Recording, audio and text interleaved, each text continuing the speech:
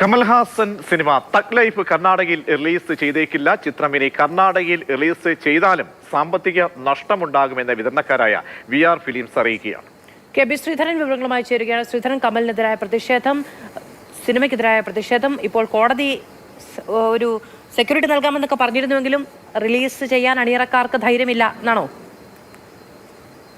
ആ അർത്ഥത്തിലല്ല. ഇന്ന് സുപ്രീം കോടതി ഈ വിഷയത്തിൽ സിനിമയ്ക്ക് എല്ലാവിധ സംരക്ഷണം നൽകണം എന്നാവശ്യപ്പെട്ടുകൊണ്ട് കർണാടക സർക്കാരിന് ഉത്തരവ് നൽകിയിരുന്നു. ഏതായാലും വിതരണക്കാർ പറയുന്നത് ജൂൺ 5-ാം തീയതിയാണ് ഈ സിനിമ റിലീസ് ചെയ്തത്.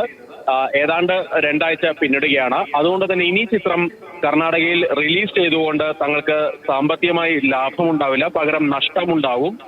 ഇനി വീണ്ടും അത്തരത്തിൽ വലിയൊരു നഷ്ടത്തിലേക്ക് പോകാൻ താല്പര്യപ്പെടുന്നില്ല എന്നാണ് ഈ സിനിമയുടെ കർണാടകയിലെ വിതരണക്കാരായിട്ടുള്ള VR ഫിലിംസിന്റെ ഉടമ അറിയിക്കുന്നത്. ഏതായാലും കോടതി ഈ വിഷയത്തിൽ സർക്കാരിനോട് കൃത്യമായിട്ട് ഈ സിനിമയ്ക്ക് റിലീസിന് വേണ്ട സൗകര്യങ്ങളെല്ലാം ഒരുക്കി കൊടുക്കണമെന്ന് ആവശ്യപ്പെട്ടിരുന്നു.